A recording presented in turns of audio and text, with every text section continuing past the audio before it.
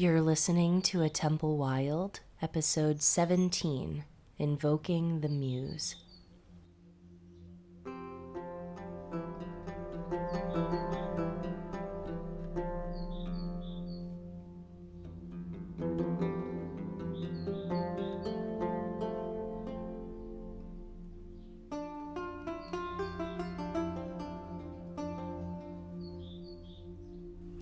Hello and welcome to A Temple Wild, where we rediscover the myths of the ancient Greeks through the plants and landscapes that shaped them.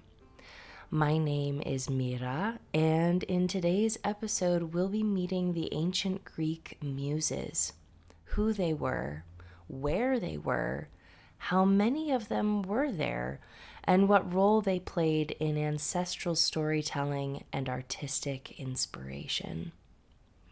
Now, as an artist, this episode was really interesting to research because, like most people, I'd grown up thinking that there were 9 muses, each goddess with her own artistic domain, from various types of poetry and theater to even history and astronomy. But as we'll see in this episode, some of the earliest accounts of the muses mention only 3 of them. And while today they're invoked by artists of all mediums, whether you're a sculptor, a painter, a novelist, or an actor, their first relationship was with music, with dance, and with divine revelation. They were linked to the god Apollo, to winged messengers like the oracular honeybee and birds, and they were also worshipped at particular mountains and springs, which of course we'll learn about in this episode. But before we get to all of that, I want to take a moment and thank all of you so much for tuning in to this 3rd season of the show.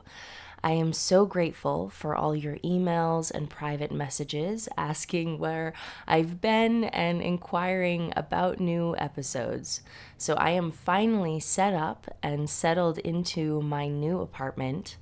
It's been a whirlwind of a year, and as some of you know, I recently just moved from Mount Pageo, which is a mountain close to the city of Kavala in northern Greece, to the brand new city, at least brand new for me, of Ioannina. It's been a really big change going from a tiny, tiny village to a much larger city in a brand new region of the country. And for those of you who've never even heard of Ioannina, or Ioannina as the locals call it, it's a city in the northwest region of Greece. It is a mountain city surrounded by the Pindos Mountains and right along the side of Lake Pamvotida. I'm really not sure exactly how to pronounce it. In English, it's Pamvotida or Pamvodis. But of course, that's not really how the Greeks say it. So I'm still new here, obviously, but this is one of the rainiest regions of the country. And that means that it's much greener. It has 4 distinct seasons, and it is much colder in the winter than other parts of Greece. There's a university here, there's a growing art and food scene, and some of the friendliest people that I have met so far living in this country. It's also a gateway to some of the wildest and most beautiful parts of Greece. And since not many tourists have heard of it, usually the city attracts nature lovers and foreigners that have a love for the mountains rather than the sea. So I've been here only a few months, and I can honestly say, though, that moving here has been one of the best decisions that I have ever made. My apartment is in the center of the city, but it overlooks a pine and cypress forest. So I am literally 3 minutes from walking on forest trails while also being able to walk basically everywhere in the city, including delicious restaurants and, of course, the lake and the castle. Because yes, there is a castle here. And also, I have a social life again, which is amazing. And after many years, feeling pretty isolated and quite frankly lonely, I'm really, really excited for this brand new chapter. Yeah, so even though the noise of the city is a big change from the silence of village life, and you may hear the occasional scooter in the background, I'm really hoping that my experiences here in this new region of Greece will bring a new vibrancy to the podcast and also to my creative work. So, thank you again for sticking it out and being patient these last couple months with my silence, but I am back. So, speaking of creative work and inspiration, I think it's time to turn our attention to the Muses. And I want to begin with a short invocation, which is attributed to Hesiod from the 8th century BCE, who says, "Come thou, let us begin with the Muses who gladden the great spirit of their father Zeus in Olympus with their songs, telling of things that are and that shall be and that were aforetime with consenting voice. Unwearying flows the sweet sound from their lips, and the house of their father Zeus, the loud thunderer, is glad at the lily-like voice of the goddesses, as it spread abroad, and the peaks of snowy Olympus resound, and the homes of the immortals." So the Muses of ancient Greece were primarily goddesses of music and dance. They gifted ancient bards with the stories and melodies that shaped their lyric poetry, animated their instruments, and inspired sacred movement. Now, the word muse in Greek is musa, and it's connected to the Greek word for music, musiki, which is also the root of our word for music. And to say that music was central to the everyday life of the ancients would be an understatement.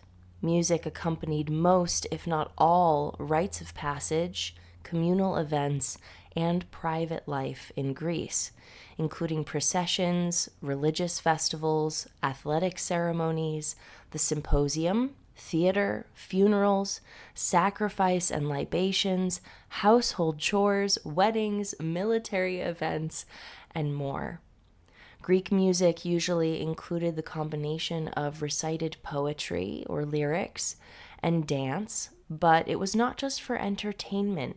It was a sacred vehicle for divine knowledge and remembered history, especially for a culture which relied primarily on oral storytelling.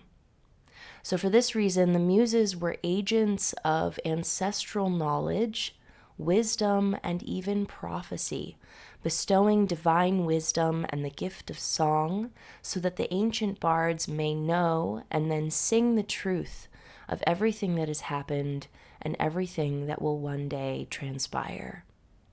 As Homer says in the Iliad, "Tell me now, ye Muses that have dwellings on Olympus, for ye are goddesses and are at hand and know all things, whereas we hear but a rumor and know not anything."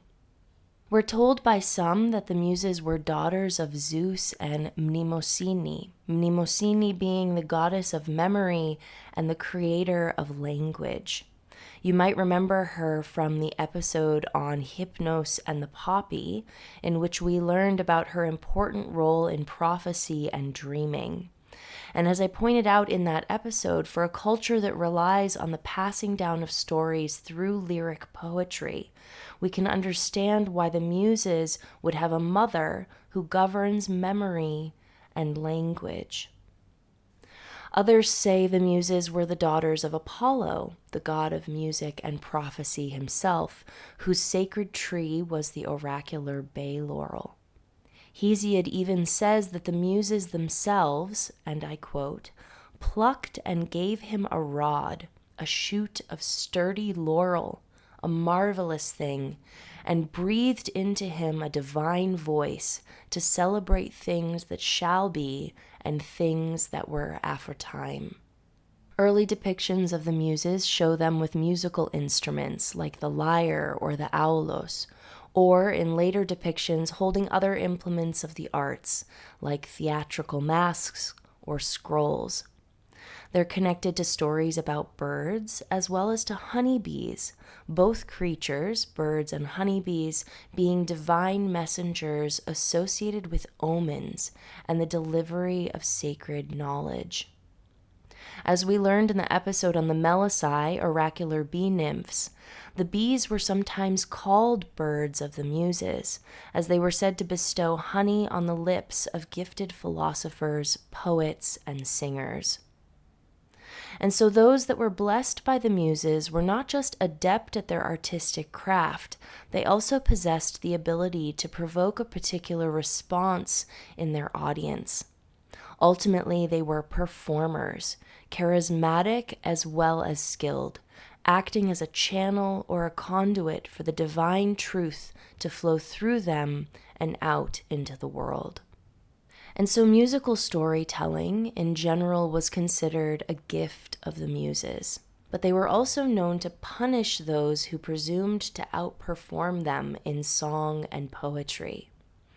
There's a story of Thamaris, who was not only blinded and robbed of his musical talent, but also, according to Homer, was made to forget, which I would imagine for an oral storyteller to have your memory taken away would be even more devastating than any kind of physical punishment.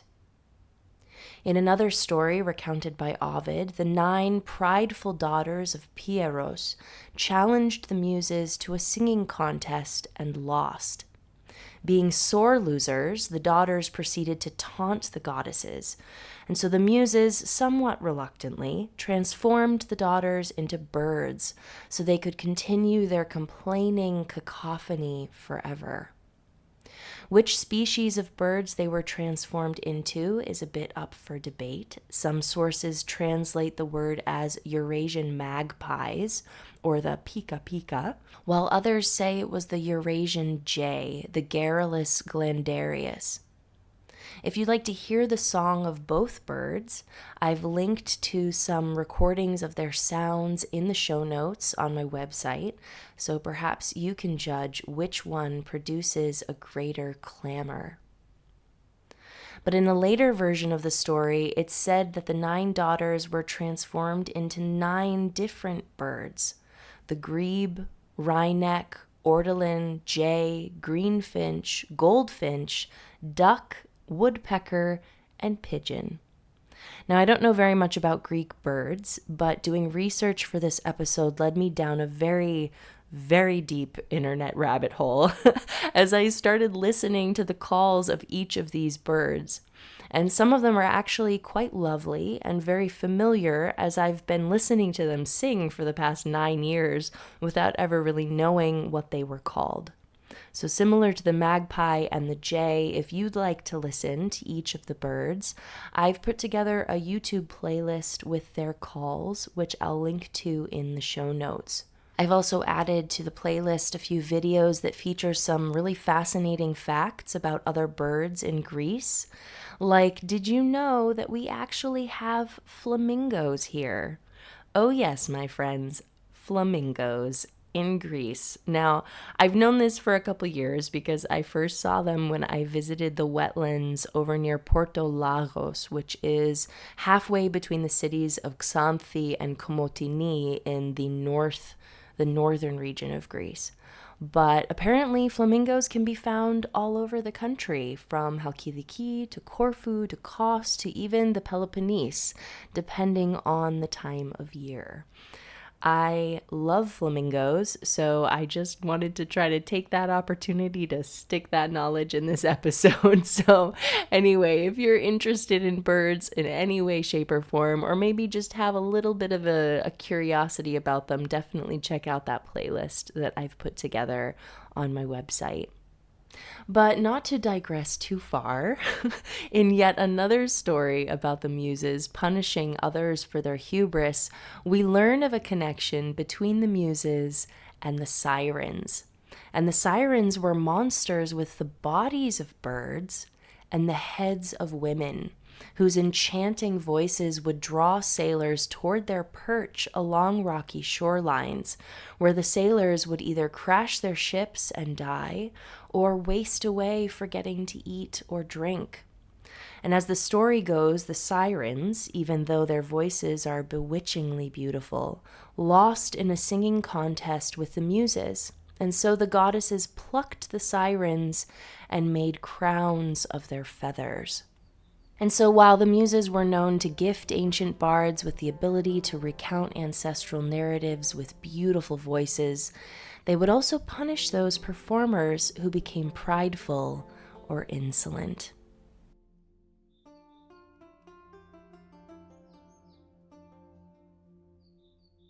There are several places sacred to the Muses in ancient Greece, but the most significant was in the region of Viotia in central Greece. Hesiod tells us, "From the Heliconian Muses let us begin to sing, who hold the great and holy mount of Helicon, and dance on soft feet about the deep blue spring and the altar of the almighty son of Cronos. And when they have washed their tender bodies in Permessos, or in the horse's spring, Hippocrini, or Olmios, make their fair, lovely dances upon highest Helicon, and move with vigorous feet. Thence they arise and go abroad by night, veiled in thick mist, and utter their song with lovely voice." Now, there's so much in that quote to understand about the nature of the Muses, what mountain they claimed, what rivers and springs they frequented, that they both sing and dance, and that they go abroad by night. Now, I find that last point, that they go abroad by night, to be one of the most interesting, especially as you might remember from our episode on Hypnos and the Poppy, that the Muses had a special relationship with the god of sleep and his prophetic gifts. But we'll return more to that in just a moment. Now, the mountain that Hesiod mentions, Mount Helicon, or Elikonas in Greek, is a mountain in central Greece overlooking the Gulf of Corinth. And the Permessos and Olmios were ancient rivers that belonged to that mountain, as does the horse's spring. Also called Hippocrini or Ippocrini, which comes from the ancient word for horse or ippos, there's one story that tells us that the horse's spring was actually created by Pegasus, the winged horse of Poseidon. So when the 9 daughters of Pieros, who we learned about earlier, when they were in that competition against the Muses, their singing was so awful that the world turned dark. But when the Muses sang, as quoted by Antoninus Liberalis, heaven, the stars, the sea, and rivers stood still, while Mount Helicon, beguiled by the pleasure of it all, swelled skywards till, by the will of Poseidon, Pegasus checked it by striking the summit with his hoof. And it was from that place where Pegasus struck the mountain that this spring, the horse's spring, flowed. So the horse's spring still exists today, and it's said that drinking from its water will gift the drinker with inspiration from the Muses. In an earlier episode about the nymphs of ancient Greece, we learned that the naiads, or nature spirits of freshwater rivers and springs, are theorized by some to be the first Muses. For the ancients, sitting in quiet reflection by a mountain's waters could inspire nympholepsy, a state of heightened awareness and clear, inspired speech. Now, if you find yourself on Mount Helicon, you can also still visit the Valley of the Muses, where in ancient times there was a temple and a theater, and where a festival called the Musea was held in their honor. So if you'd like to see where Mount Helicon is, as well as the spring and valley that I just mentioned, I've included a map in the detailed show notes on my website. So be sure to check that out at atempowild.com. Now, Mount Helicon is relatively close to Mount Parnassos and the Oracle of Delphi, another location where the Muses were honored as daughters of Apollo, and they were linked there to the Castalian Spring. Now, we've already learned a bit about Delphi in the episode on Daphne and Apollo, which I'll link to in the show notes. But what I find interesting is that some stories say the Muses were actually the daughters of the Titan god of the sky, Uranos, and the primordial earth goddess, Gaia. And Gaia, if you remember from the episode on Apollo and Daphne, was the original goddess celebrated in the Delphic region before Apollo claimed the site as his own. It's suggested by some scholars that shifting the Muses' parentage from Uranos and Gaia to Apollo was just another way to bring those primordial deities into the Olympian pantheon.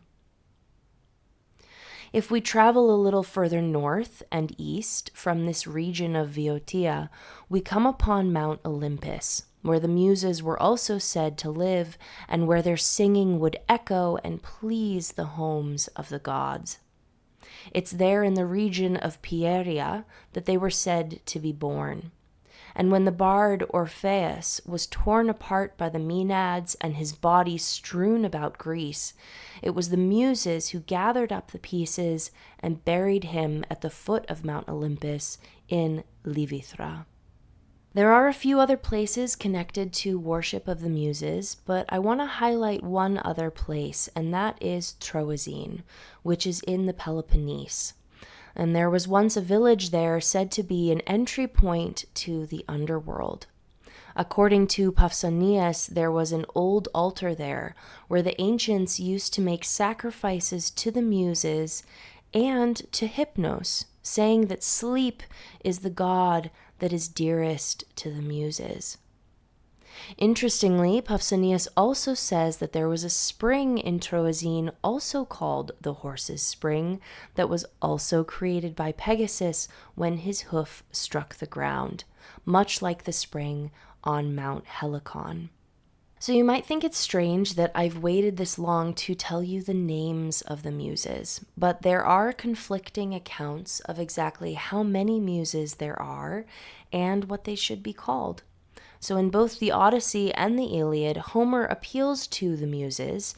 He even mentions that there are 9 of them, but most often he appeals to them in the singular as just Muse, and it's unclear to which one exactly he is addressing.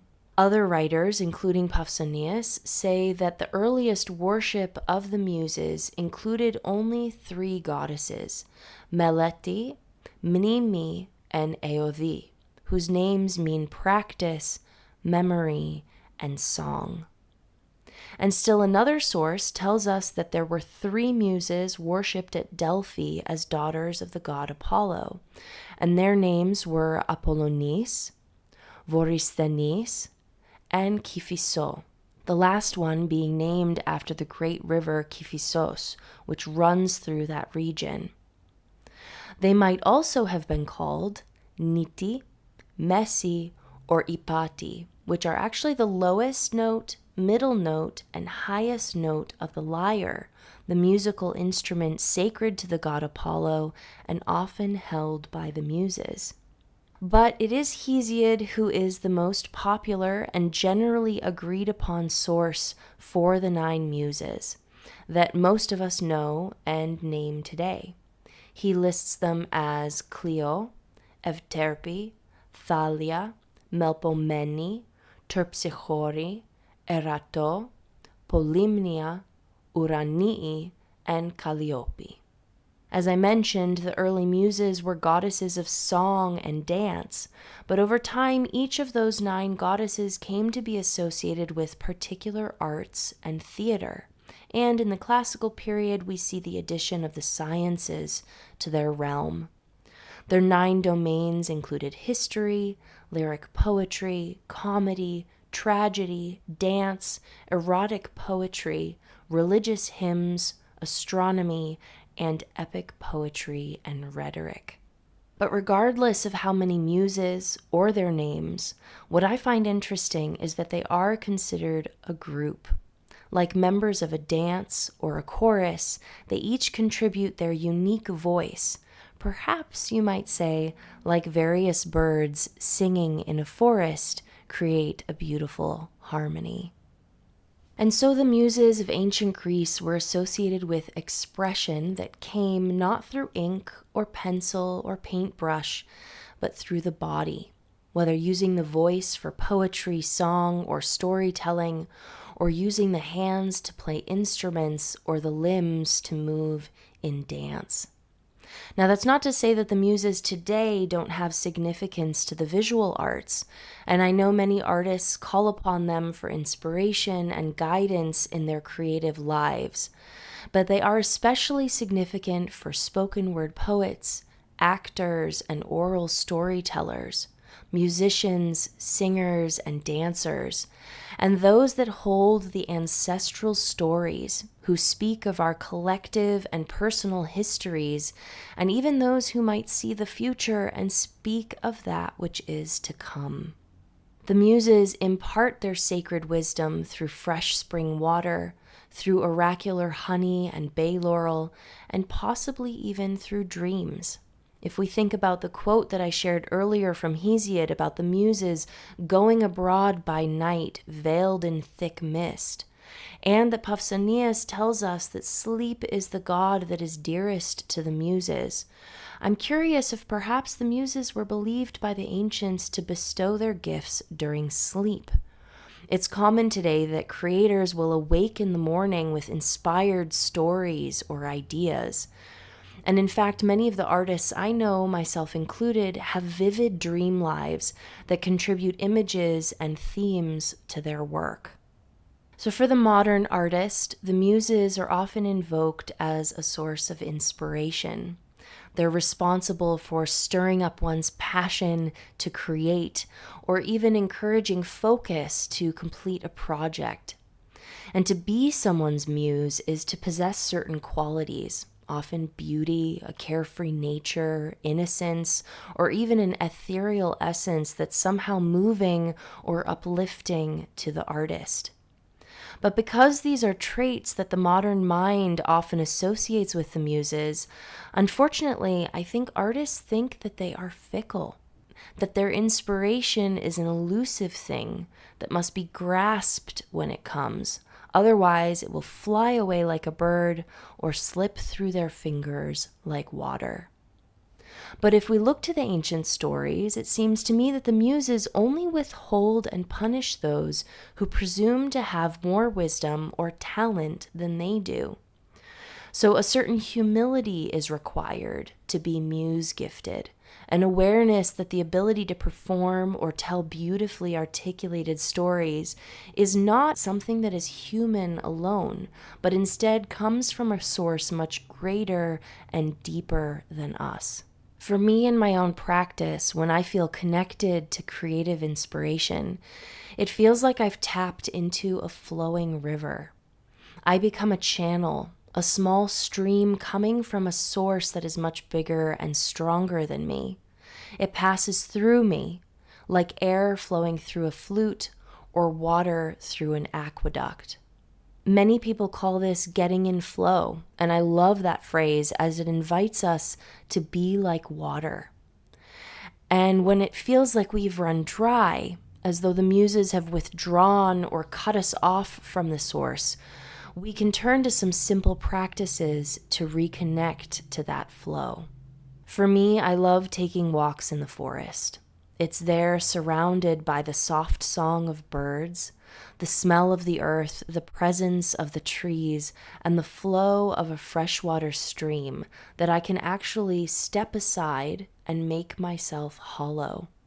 I often hum or sing to myself while I walk, and that simple vocalization, that vibration in my body, relaxes my nervous system. And like spring water bubbling up from the ancient source waters, the stories and songs that are meant to come through me return.